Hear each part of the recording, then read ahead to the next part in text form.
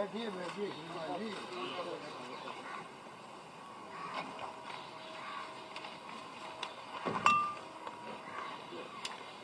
कौन कौन बैठे? ड्राइवर आइए। शाबाश।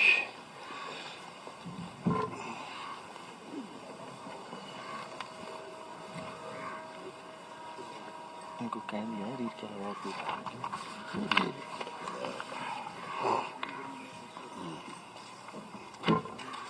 शुरू करें? कारण इजाजत है?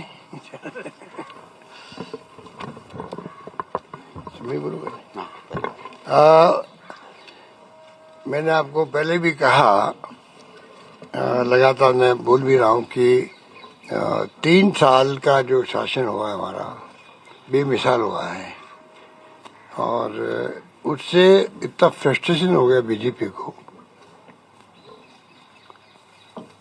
इतना फ्रस्ट्रेशन आ गई है कि इनको हाईकमांड को भी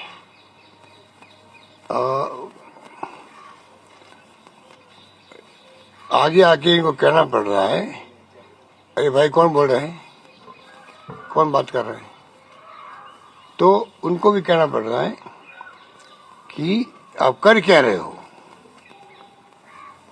आज 3 साल बाद में मुझे इस बात की बहुत प्रसन्नता है कि आम जनता का आशीर्वाद, सहयोग, समर्थन सरकार को मिल रहा है।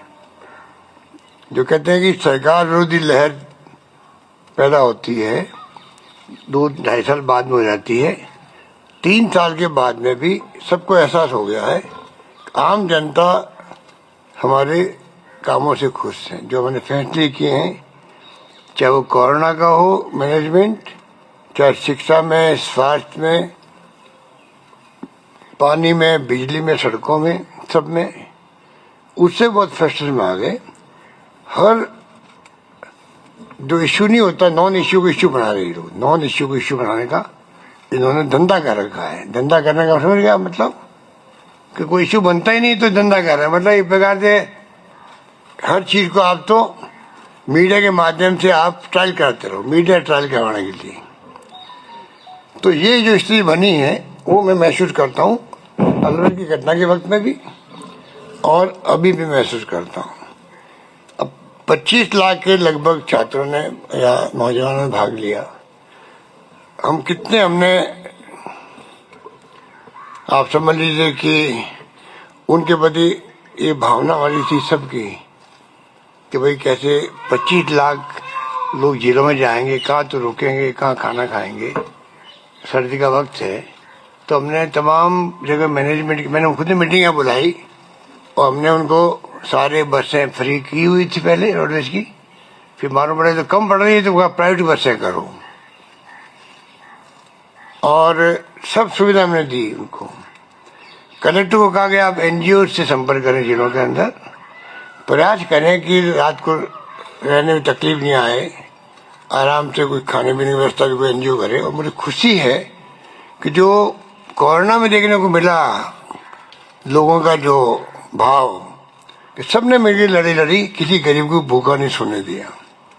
वही मैंने महसूस किया कि इतना कहने मात्र से 2 दिन के नोटिस के अंदर भी सबने उनको खाना भी खिलाया, उनको रुकवाया भी। जो आगरा से और जो पड़ोसी राज्य से लोग आए थे वो इतने गदगद हुए बच्चे एक साथ, हमें कोई कल्पना नहीं की थी ऐसा माहौल भी हमें मिलेगा। इस माहौल में एग्जाम करवाए। एग्जाम के बाद में जब जो पेपर लीक की खबर आई, इमीडिएटली एसओजी को केस दिया गया, एसओजी केस दे दिया गया। और आप देखिएगा अभी माहौल पूरे कंट्री में बना हुआ है किस प्रकार पेपर लीक हो रहे हैं। ये क्यों हो रहे हैं, ये नौबत क्यों आ रही है, उस पर भी भारत सरकार को सोचना चाहिए, राज्य सरकार को सोचना चाहिए। नौबत क्यों आ रही है कि बच्चे जो हैं वो गैंग बना करके पेपर आउट करने के षड्यंत्र में लग जाते हैं। ये नौबत क्यों आई है, उसको ठीक करने का सकता, वो अलग इश्यू है। केंद्र सरकार में 3 पेपर आउट हुए, 21 में, 17 में और 21 में। थल सेना के लिए सामान्य सैनिक भर्ती, SSC, CGL, UGC net 2021, Hindi की परीक्षा, ये सब आउट हुए हैं। उत्तर प्रदेश में हुए हैं 21 के अंदर, 18 के अंदर। हरियाणा में हुए हैं 21 के अंदर। उत्तराखंड में हुआ है 16 के अंदर 2 बार। गुजरात में हुआ है दिसंबर 21 के अंदर अभी। महाराष्ट्र में भी हुए हैं, गुजरात में 18 में भी हुए हैं, महाराष्ट्र में अब 21 में हुए हैं 2 बार। मध्य प्रदेश में 20 में भी हुआ, 21 में भी हुआ है, और हिमाचल प्रदेश में भी 20 में हुआ है, कर्नाटका के अंदर भी 20 में हुआ है। अधिकांश जगह पर ये नियुक्तियां निरस्त भी की गई है, करीब सब जगह निरस्त की गई है। ये जो हालात बन रहे हैं ये बहुत ही चिंताजनक स्थिति है, क्योंकि वैसे भी रोजगार के लिए आज देश में महंगाई के अलावा, महंगाई के बाद में रोजगार की स्थिति विस्फोटक बनती जा रही है, विस्फोटक। जो बिहार में देखा आपने, ट्रेन जला दी गई अभी, सालों बाद सुनते हैं कोई ट्रेन जलाने की नौबत भी आई है। ये शुभ संकेत नहीं है पूरे देशवासियों के लिए, देश के लिए और सरकारों के लिए भी। उसमें मैं सब सरकारों को शामिल करता हूँ, चाहे केंद्र की चाहे राज्य की सरकार, सरकार ही होती है। पर अच्छी संकेत नहीं है कि इतना विस्फोटक स्थिति है, नौकरी मिल नहीं रही है, इन्वेस्टमेंट आ नहीं रहा बाहर से भी। कोरोना अलग ऊपर से आ गया तो आप देखिएगा कि इन्वेस्टमेंट नहीं आगे, प्राइवेट सेक्टर में नौकरी कैसे लगेगी, और विस्फोटक स्थिति बनती है।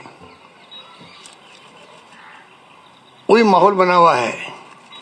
अब उसके अंदर सरकार ने करीब 1 लाख नौकरी नियुक्ति दी राजस्थान के अंदर, 90,000 के आसपास का प्रक्रिया चल रही है। उसके अंदर अच्छे माहौल में हम चाहते थे कि राजस्थान में कोशिश करें।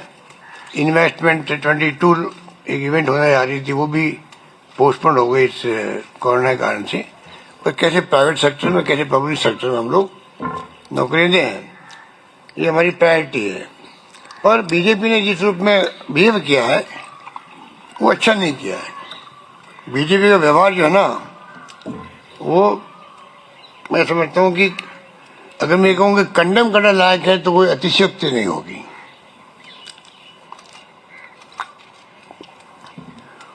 क्योंकि इश्यू को बनाओ, अल्टीमेटली उससे पब्लिक इंटरेस्ट सर्व हो, इश्यू को बनाओ, चाहे कोई बनाए, हम बोले या वो बोले, अल्टीमेटली उससे इंटरेस्ट पब्लिक का सर्व होना चाहिए।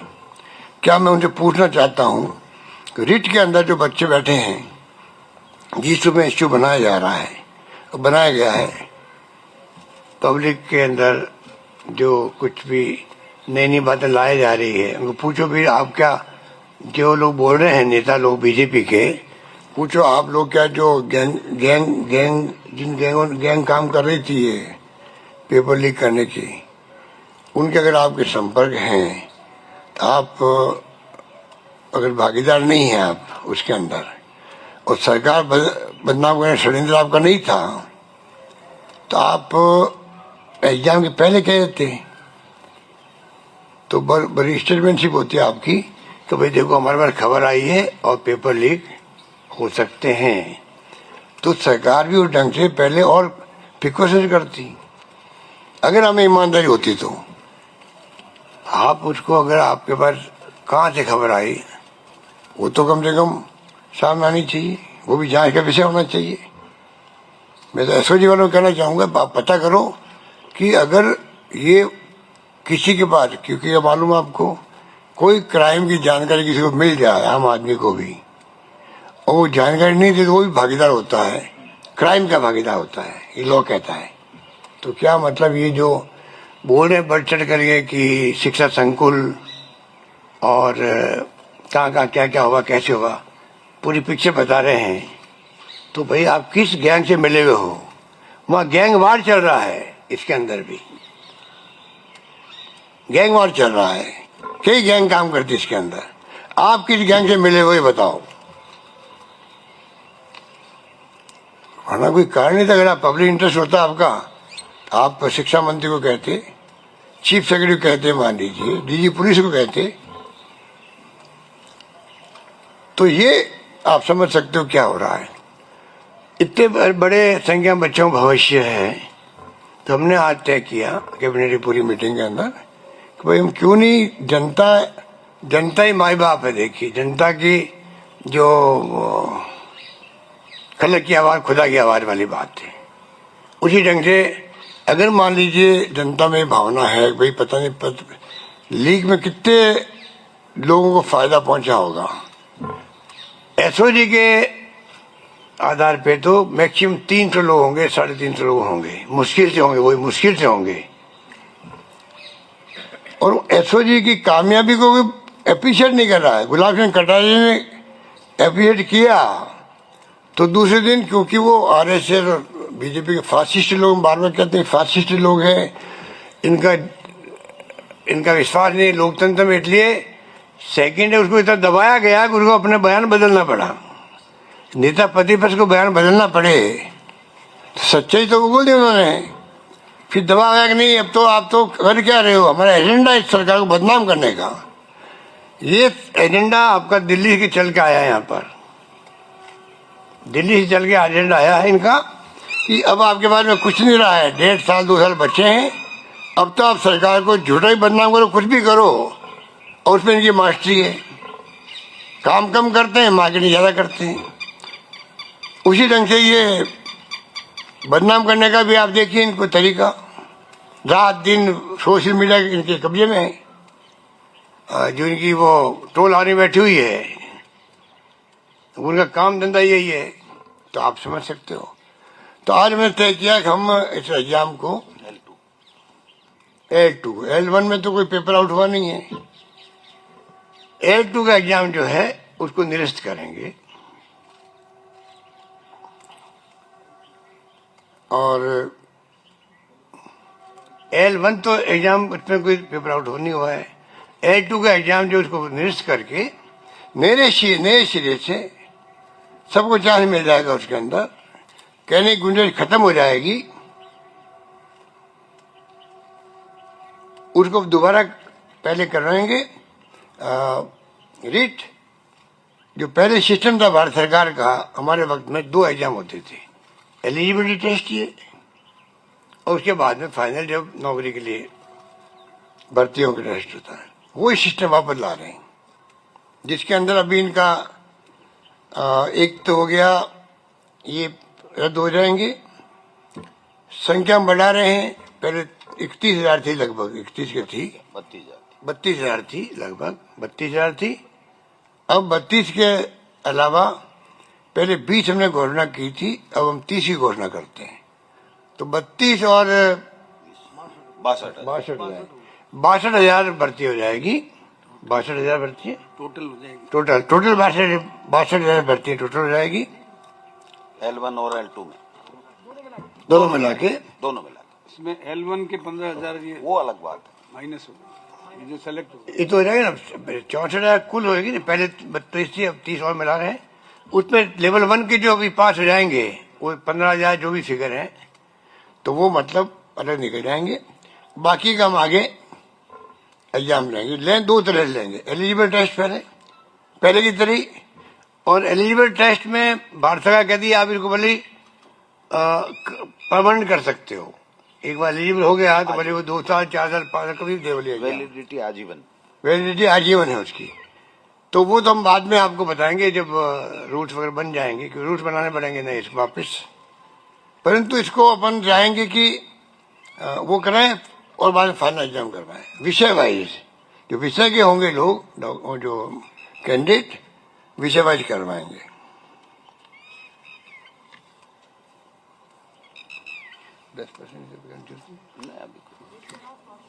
है भाई, नियमों में संशोधन कर। अभी मई में पहले हमने कहा था 20,000 की जो भर्ती हमने कही थी, मई के लिए कही थी, तो 1 महीना खिसक सकता है, क्योंकि वो रिपोर्ट आने वाली है। मिस्टर व्यास की अध्यक्षता में, जस्टिस व्यास की अध्यक्षता में जो कमेटी बनाई हमने, वो रिपोर्ट 15 मार्च तक आएगी कि आगे कोई फर्जीवाड़ा नहीं हो, पेपर लीक नहीं हो। तो रिपोर्ट आएगी तो उसको आधार बना करके हम चाहेंगे कि जल्दी वो रिपोर्ट मिलते ही हम घोषणा कराएंगे कि एग्जाम कब होंगे, वो पूरा प्रोग्राम आपको दे दिया जाएगा। कानून भी कड़ा बना, और कानून जो ला रहे हैं असेंबली के अंदर इसको रोकने के लिए, वही कड़ा कानून लेके आएंगे, जो गुंजाइश नहीं दे रहे राजस्थान के अंदर। देखिए पिछले 10-15 साल हम देख रहे हैं कि एक तो कई तो जुडिशरी में अटक जाते हैं कई बार मामले, कोई भी व्यक्ति चला जाता है जुडिशरी के अंदर, और कई बार आप देख लीजिए लीक होते हैं या इस कारण से अटक जाते हैं। बीजेपी शासन की भर्ती भी हमें पूरी करनी पड़ती है, चाहे आरपीएससी की हो, आरएस की, वो भी अपन ने करी, और चाहे वो टीचर की भी हो, हाँ अपन नहीं की। अभी सरकार आने के बाद में। तो ये नौबत नहीं आनी चाहिए। जैसे यूपीएससी में हो रहा है, हम चाहते हैं यूपीएससी पैटर्न आरपीएससी फॉलो करे पूरी तरह से,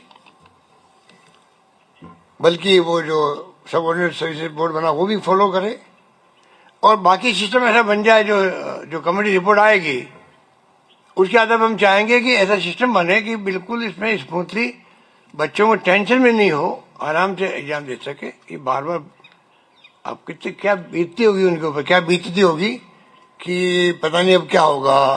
कई लोगों की जिंदगी में अवसर होता है, नौकरी लगने वाली है और ये क्या हो गया, पेपर आउट हो गया, पता नहीं कितने हो गया। और ये हमारे जो जिनका कोई कहना चाहिए कि कोई रेस्पॉन्सिबिलिटी नहीं लोगों की, बोलने के अंदर कुछ बोल जाते हैं। जब आप विश्वास करते हो एसओजी पर, अच्छा काम कर रही है, उसके बाद में ये लोग जिस प्रकार से उन्होंने माहौल बनाया वो मैं समझता हूँ कि उचित नहीं है।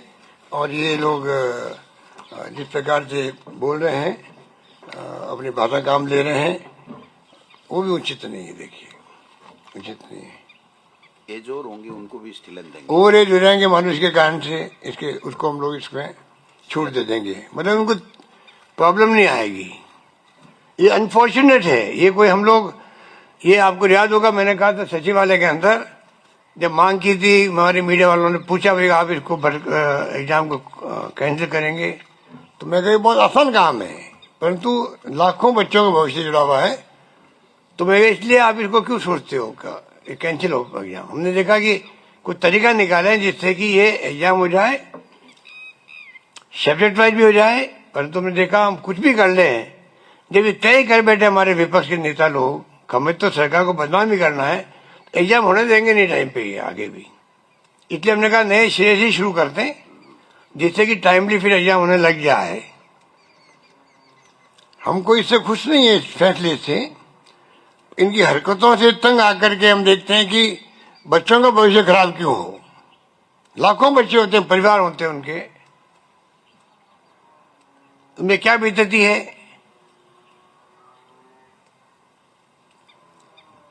तो ये फैसला हमने इसीलिए किया, और मैं चाहूंगा कि पूरा मीडिया और तमाम साथी इसमें अपने अपने स्टडी रखें और सब मिलकर हम राजस्थान में नई परंपरा डालें। क्या आज पक्ष विपक्ष को क्या हो गया है, ऐसा कभी देखा नहीं मैं आजकल।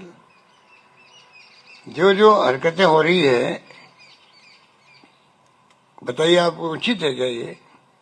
अध्यक्ष जी ने खुद ने देखा होगा, आपके सीकर में क्या किया इन्होंने, जयपुर में क्या किया। अब इनका कसूर नहीं है। जब इनके नेता दिल्ली में बोलते हैं डंके की चोट, 75 साल में जो कमियां रही है उनको उजागर करेंगे। बताइए आप जो बोलोगे ऐसे तो आपके प्रेरणा लेंगे नीचे वाले भी। जो प्रधानमंत्री खुद बोलते हैं डंके की चोट, हम लोग कमियां बता रहे, कमियां बताओ, साथ में उपलब्धि नहीं बताओ भाई, कुछ तो बताओ। 70 साल में कुछ तो किया होगा, आपको यहां तक पहुंचा दिया लोकतंत्र कायम रख करके, कोई कम बात है क्या? 75 साल तक लोकतंत्र मजबूत रहा, चाहे इंदिरा गांधी ने जान दे दी, चाहे राजीव गांधी ने जान दे दी, चाहे सरदार बहन सिंह जी शहीद हो गए, पर खालिस्तान नहीं बनने दिया। तो भूल जाते हैं लोग। तो इसलिए आप कहो कि बातें कम है, पर आज आप बताइए वो सतीश पूनिया जी, अब वो घटना कल कोटा में हुई है, हम कोई सपोर्ट नहीं करते उस घटना को, एफआईआर लॉन्च भी हुई है, परंतु वो नौबत क्यों आई है? आप किसी पॉलिटिकल पार्टी के बारे में ऐसा कमेंट करोगे तो स्वतः स्फूर्ति लोगों को गुस्सा आ जाता है। हमारे नेताओं ने कई बार मान लो गॉडसे की बात कर दी, जो सब गॉडसे के भगत लोग हैं, ये सब लोग, तो इनके लोगों ने मुकदमा दर्ज कर दिया हमारे नेताओं के खिलाफ में। आज पीछे मिलाना पड़ता उनको। अभी तो इनकी विचारधारा तो गौर से मिलने वाली है ना ये तो। इसलिए मैं फिर कहना चाहूंगा, राजस्थान में बचपन से हम देखते आ रहे हैं पक्ष विपक्ष में कितना ही बड़ी आप कड़े से कड़ा स्टेटमेंट दे दीजिए खिलाफ में, शाम को जब मिलेंगे शादी ब्याह के अंदर, समारोह के अंदर, सोशल गैदरिंग में, लगता ही नहीं है कि मैंने सुबह कौन स्टेटमेंट दिया। ये परंपरा यहाँ रही है। मैं चाहूंगा हमारे तमाम विपक्षी नेताओं से कि राजस्थान में कृपा करो, इस प्रकार की परंपराएं गलत में डालो। डेमोक्रेसी है, आप अपनी बात को, विचारधारा है, नीति है, कार्यक्रम है, क्या आपकी प्रोग्राम है, उसके आधार पर राजनीति करो। लोकतंत्र में ये बातें होनी चाहिए। बहुत बहुत आप सबका शुक्रिया। बोलो कुछ। ऐसे ही जांच करेगी।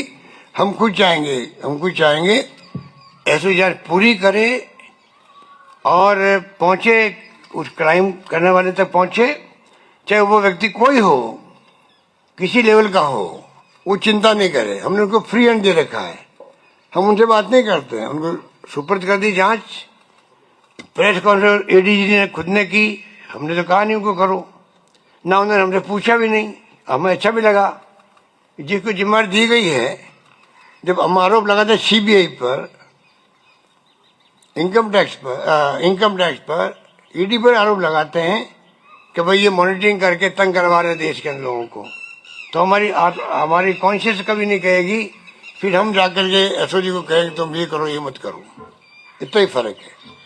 सुभाषगढ़ के बारे में लगातार जो है वो आरोप लगाए जा रहे हैं, किरोड़ी मीणा लगातार आरोप लगा रही है कि ये शामिल है। ये तो इनको क्या नैतिक अधिकार है लगाने का आरोप?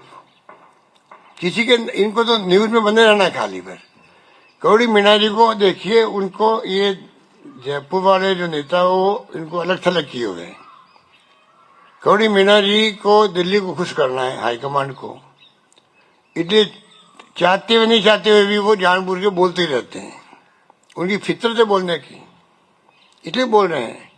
दम कोई नहीं है किसी बातों पे, ये मेरा मानना है। लेकिन सर उनके पास जिस तरह की हर रोज जानकारी वो जो प्रेस कॉन्फ्रेंस करके देते हैं, क्या उनकी भी? मैंने कहा ना आपको, वापस क्यों पूछवा रहा हूँ मुझसे? मैंने जवाब शुरू में ही कर दिया आपको कि भाई ये तो जांच का विषय होना चाहिए कि तुम कौन सी गैंग से मिले हुए हो।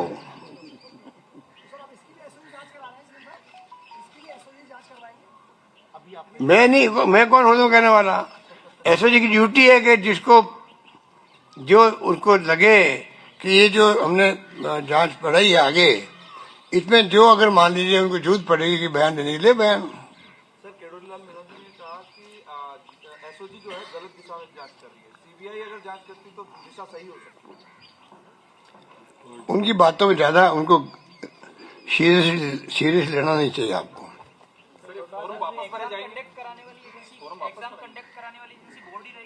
देखिए, मैं देखता हूँ आप थोड़ा एंजॉय कीजिए 15 मार्च तक का जो रिपोर्ट आ जाएगी वो जो जस्टिस व्यास की, उसके बाद में हम सब तय करेंगे क्या करना चाहिए। बोल गए ना भाई आप, अभी ऑप्शन मैंने थे क्या? अभी बोलो, अभी तो बोला हूँ मैं। इनके तो मैंने जवाब दिया कि इनके घर कुछ लिख जाते हैं, वो क्या कमेंट करते हैं, ये क्या हो रहा है, ये तो मैंने कहा आपको। सबसे पहले तो आप सबका स्वागत। आज राजस्थान में भारतीय जनता पार्टी के नेता अपने आपस के वर्चस्व की लड़ाई में 20 लाख युवा बेरोजगारों के भविष्य के साथ खिलवाड़ कर रहे हैं। 20 लाख युवाओं के साथ केवल और केवल आपस में मैं बड़ा कौन और अपने आला कमान को खुश करने के लिए किरोड़ी मीणा जी और सतीश पूनिया जी दोनों राजस्थान के युवाओं के हितों के साथ में कुठाराघात कर रहे हैं। पेपर लीक, पेपर चोरी पहली घटना नहीं है। लेकिन ये पहला उदाहरण है जब सरकार ने आगे बढ़ करके जब सूचना मिली एसओजी को जांच दी और एसओजी को यह कहा गया कि आप पूरी तह तक जाइए, इसमें कौन सी गैंगें काम कर रही हैं, किस प्रकार से कर रही हैं, उसको पूरी तरीके से समाप्त करना है। यह हमारी सरकार का ऐतिहासिक फैसला। पहली बार राजस्थान में जो कर्मचारी संलिप्त पाया जाएगा उसको बर्खास्तगी का निर्णय किया गया। वो इसलिए किए गए कि राजस्थान के युवा के आशीर्वाद से हमारी सरकार कांग्रेस की सरकार बनी है। उस युवा को जो हमने हमारे जन घोषणा पत्र में कहा था कि हम आपको रोजगार देंगे, नौकरी देंगे, उस नौकरी की दिशा में हम हमारे 3 साल में उनके 3 साल से ज्यादा नौकरियां दे चुके और आगे उनके 5 साल में जितनी नौकरियां दी उससे हम कहीं ज्यादा नौकरियां देने वाले हैं। 3 साल में गुड गवर्नेंस के कारण से ये लोग किसी भी बात का मुद्दा नहीं बना पाए और सरकार गिराने का षड्यंत्र किया, वो औंधे मुंह गिरे। उससे बौखलाए हुए दिल्ली में बैठे हुए भाजपा के नेता अमित शाह जी, मोदी जी और उसके साथी, और यहां पर 2 ग्रुप बल्कि 3 ग्रुप हैं। वसुंधरा राजे जी का ग्रुप, सतीश पूनिया प्रदेश अध्यक्ष है उनका ग्रुप, और किराड़ी मीना जी एकला चलो रे अपना ग्रुप। ये तीनों ग्रुपों ने अपनी वर्चस्व की लड़ाई में 20 लाख राजस्थान के युवाओं को सपनों को चकनाचूर करने का काम किया। उनको इंतजार करना चाहिए था एसओजी का, और मैंने पहले भी कहा था पीसीसी प्रेसिडेंट के नाते और तत्कालीन शिक्षा मंत्री के नाते कि आप कोई भी क्लू बताइए, कोई भी सूचना दीजिए, सरकार पूरी तरीके से जांच करेगी। जब भजनलाल नहीं मिल रहा था तो 1-1.5 महीने तक ये जांच धीमे पड़ गई। मैंने माननीय मुख्यमंत्री जी को आकर के कहा, इसी लोन में हम बैठे थे, कि मुख्यमंत्री जी युवाओं के कारण से हम लोग आए हैं। युवा ये महसूस करता है कि इस जांच को पूरी तह तक ले जाना चाहिए। इन्होंने तुरंत टेलीफोन उठाया और अशोक राठौड़ जी को कहा कि ये जांच आगे क्यों नहीं बढ़ रही है। उन्होंने कहा भजनलाल बिश्नोई हमें मिल नहीं रहा है, हम लगा रखे हैं आदमी, जो ही मिल जाएगा हम इसकी तह तक चले जाएंगे। इनको इंतजार करना चाहिए था, और अगर एसओजी ये कहती कि बड़े लेवल के ऊपर हुआ है तो स्वतः ही सरकार निरस्त कर देती।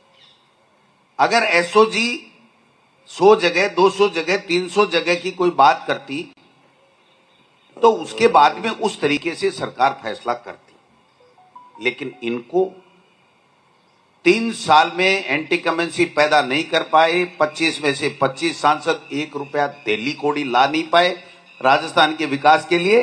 इसलिए टारगेट करके सरकार बदनाम कैसे हो, मुख्यमंत्री बदनाम कैसे हो, गोविंद डोटासरा बदनाम कैसे हो और दूसरे लोग बदनाम कैसे हो, यह षड्यंत्र किया गया।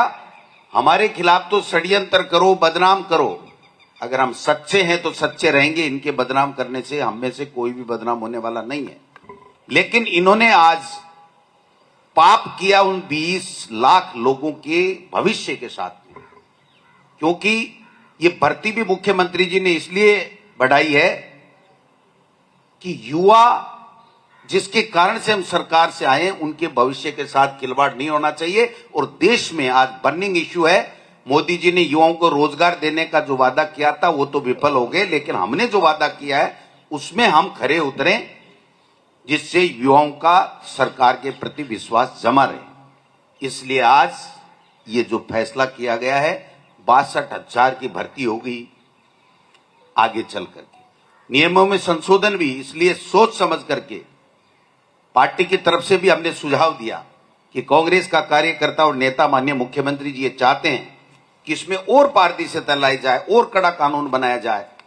इन्होंने कहा राजस्थान की विधानसभा में कानून बनाएंगे, विपक्ष के भी सुझाव लेंगे। एक रिटायर्ड जस्टिस की अध्यक्षता में इन्होंने कमेटी भी बनाई है, उसके भी सुझाव लेंगे। और हम 2 एग्जाम इसलिए करवा रहे हैं कि 101% पारदर्शिता रहे किसी तरीके, क्योंकि एक एग्जाम जब सिलेक्शन की हो जाती है तो फिर आदमी येन केन प्रकरण प्रयास करता है और उसमें कहीं न कहीं कोई चूक हो जाती है। ये पहली सरकार है जब एसओजी ने यह बताया कि पेपर रखने में चूक हुई है। तत्काल बोर्ड के आधी रात को अध्यक्ष को बर्खास्त किया गया। इस्तीफा भी ले सकते थे, लेकिन नहीं, इसलिए कि हमारी नीयत में ईमानदारी, हमारे कण कण में ईमानदारी, और हम युवाओं के साथ अन्याय नहीं कर सकते। उन्होंने अगर कोई प्रोसीजरल गलती की है, जिसको एक तरीके से जो जिम्मेदारी दी है वो सही तरीके से नहीं निभा पाए, तो उसको बर्खास्त किया, बोर्ड के सचिव को निलंबित किया। बातें बड़ी बड़ी करते हैं ये लोग बाग। किस प्रकार से मुख्यमंत्री जी ने कहा कहां से क्या तार जुड़े में कैसे सूचनाएं आ रही हैं, ये सब दूध का दूध पानी पानी होने वाला है, पानी का पानी हो जाएगा, चिंता करने की बात नहीं है। मेरे ऊपर व्यक्तिगत रूप से अगर किसी भी नेता ने कोई आरोप लगाया, एक आलपिन की नोक जितना आरोप साबित कर दे इस रीट भर्ती परीक्षा मेरे या मेरे परिवार के शामिल होने का, तो मैं आप सबके सामने कह रहा हूं, कोट कर लीजिए, जिंदगी में मैं और मेरा परिवार राजनीति नहीं करेंगे। 12 लोग फेल हो गए हो तो बताओ।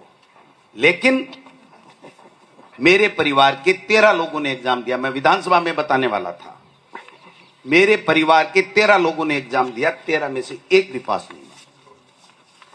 इनको शर्म आनी चाहिए।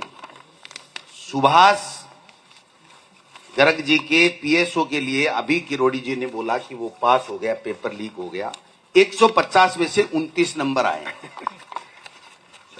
शर्म आनी चाहिए। ये युवाओं के भविष्य के साथ खिलवाड़ कर रहे हैं। ये कोई छोटी मोटी बात नहीं है। आप किसी के ऊपर मन मर्जी है जैसे आरोप लगा दो। अगर हिम्मत है तो तथ्य सत्य लाइए। मैं आप में से और बीजेपी के तमाम नेता जो अपने आप को तुरप खा समझते हैं, मैं उनको कहूंगा कि आप जांच कीजिए। अगर रीट के इस पेपर के अंदर गोविंद सिंह डोटासरा का कोई रिश्तेदार या उसका परिवार अगर शामिल मिल जाए, तो मैं पुनः कहना चाहता हूं, मैं उसी दिन राजनीति से संन्यास ले लूंगा। लेकिन इस तरह की बकवास, इस तरह की घिनौनी हरकत, ये केवल इसलिए कि इनके पास में राजस्थान की सरकार के गुड गवर्नेंस के खिलाफ कोई मुद्दा नहीं। अलवर की घटना का सीबीआई को जांच दे दी। आपके केंद्र में सरकार है, सीबीआई से तुरंत जांच कराओ और पर्दाफाश कराओ। आप पर्दाफाश कराओ ना। आपको पचबदरा की जो एनकाउंटर की बात थी उसकी जांच दे दी। आप उस दिन कर रहे थे, हमारे नेताओं का नाम ले रहे थे कि उनकी संलिप्तता, आप जांच कराओ, जेल में डालो किसी को। मैं हूं दोषी तो मुझे डालो, अगर और कोई नेता है तो और को डालो। लेकिन तुम पूरे काले हो कोयले की तरह, तुम हमारी सफेदी पे क्या दाग लगाओगे? इनकी औकात नहीं है, इनमें हिम्मत नहीं है। उन्होंने केवल इतना काम कर दिया कि जिन युवाओं को हम महीने 1.5 महीने में 32,000 युवाओं को नौकरी देना चाहते थे, उसमें से आधे बच्चों को अब 4, 6, 8 महीने इंतजार करना पड़ेगा। लेकिन हमारी सरकार ने, मुख्यमंत्री जी को धन्यवाद देना चाहूंगा पार्टी की तरफ से, कि हम और पद बढ़ाएंगे, हम बजट ला रहे हैं और पद दे देंगे, लेकिन हम हमारे प्रदेश के युवाओं को नौकरी देके रहेंगे, चाहे ये कितना भी झूठ प्रपंच फैला लें, ये कभी कामयाब नहीं हो। धन्यवाद। ठीक है भाई, आज का मुद्दा यही है। आप बैठे हो यहाँ पे। अब आप सुनो, चिंतन शिविर की मैं बता दूं, आप चिंतन करो कौन लोग सही हैं, कौन लोग झूठे हैं। जो झूठे हैं उनको बेनकाब करो, जो सच्चे हैं उनकी सच्चाई जनता को दिखाओ, जिससे जनता खुश हो सके। धन्यवाद। थैंक यू भाई।